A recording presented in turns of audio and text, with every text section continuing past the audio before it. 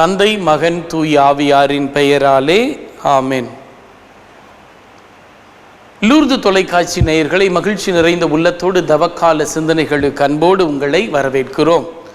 இந்த நாளினுடைய நற்செய்தி பகுதி யோவான் 12வது அதிகாரம் 20 முதல் 33 வரை உள்ள இறைவார்த்தைகளை சிந்திக்க, ஜெபிக்க, வாழ்வாக்க அன்போடு உங்களை அழைக்கிறோம்.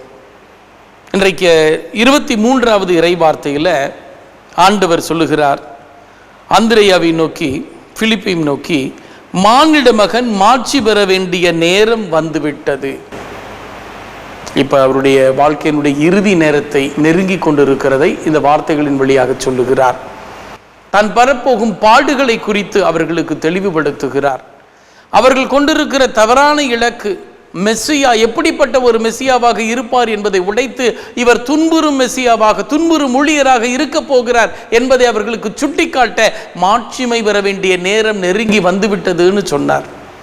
மற்றவங்களாம் எப்படி என்ன அப்படின்னு குழப்பமாக இருக்கிறப்ப ஒரு அழகான உதாரணத்தை சொல்லி இப்படித்தான்னு சொல்கிறார். 24வது இறைவார்த்தையில், கோதுமை மணி மண்ணில் விழுந்து மடியாவிட்டால் அது அப்படியே இருக்கும், அது மடிந்தால்தான் மிகுந்த விளைச்சலை அளிக்கும் என உங்களுக்கு உறுதியாக சொல்லுகிறேன்னு சொல்கிறார். ஒரு கோதுமை மணி தனிப்பட்ட விதத்தில் விதைக்கப்படலை, அடிக்கப்படலை, நொறுக்கப்படலைன்னு அது பாட்டுக்கு அப்படியே இருக்கும், ஒன்றா தான் இருக்கும். ஆனால் அது இந்த இருட்டான விளைச்சலுக்குள் விதைக்கப்படுகிற போது, அந்த சூழ்நிலைகளை தாங்கி பண்படுத்தி பக்குவப்படுத்தி ஏற்றுக்கொள்கிற போது, நீரை உறிஞ்சி கொள்ளுகிற போது பல மடங்காய் அது பழுகி பெருகுகிறது. அதைத்தான் நம்ம கிறிஸ்துவ வாழ்க்கைக்கு ஆண்டவர் சொல்கிறாரு, உன்னை முழுவதுமாய் நீ கையளிக்க தயாராக இருக்காத போது உன்னால் எந்த பிரயோஜனமும் இருக்காது. அதற்கு நான் ஒரு முன்னுதாரணமாக என்னையே கையளிக்கிறேன்னு சொல்லி இறைவனுடைய திட்டத்திற்கு தன்னை கையளிக்கிறார். யோவான் புத்தகம் 15வது அதிகாரம் 4வது இறைவார்த்தை சொல்லுகிறது, என்னை பிரிந்து உங்களால் ஒன்றும் செய்ய முடியாது.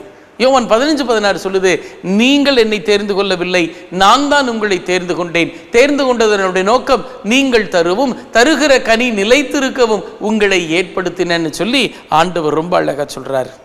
அந்த பாடுகள் வழியாக அப்படிங்கிறது தன்னையே கரைத்து கொள்ளுகிற, தன்னையே ஒப்பு கொடுக்கிற, மடிய தயாராக இருக்கிற கோதுமை மணிகளை போல நீங்களும் நானும் மடிவதற்கு, சிலுவைகளை சுமப்பதற்கு தயாராய் இருக்கும்போது நிச்சயமாக இந்த இறைவன் ஆசீர்வதிப்பார்.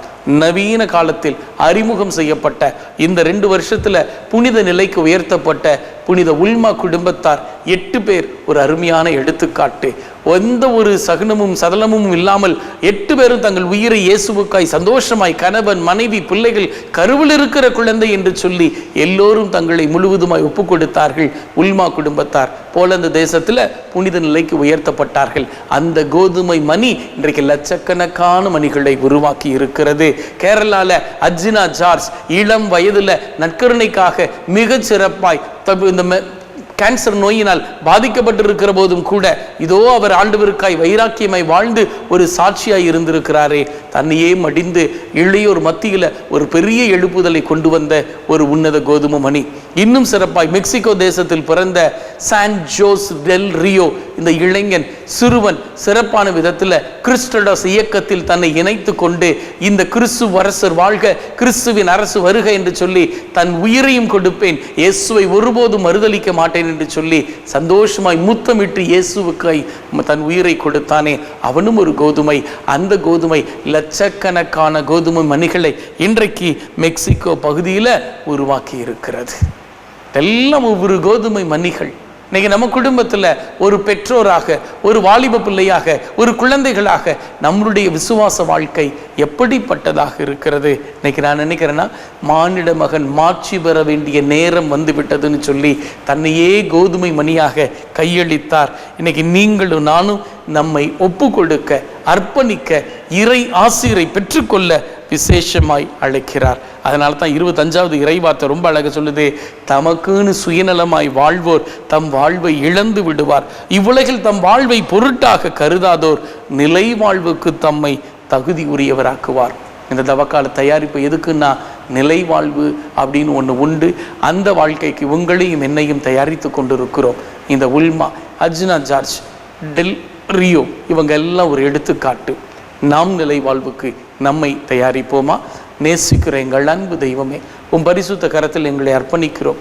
கோதுமை மணிகளாக எங்களையே நாங்கள் மடிவதற்கு, விழுந்து மடிவதற்கு ஒப்பு கொடுக்கிறோம். மடிந்தால்தான் மிகுந்த விளைச்சலை தரும் என்ற ஞானத்தை எங்களுக்கு தந்து உம் பரிசுத்த பாதையில் தொடர்ந்து நடத்தும் ஜீவனுள்ள நல்ல பிதாவே, ஆமேன்.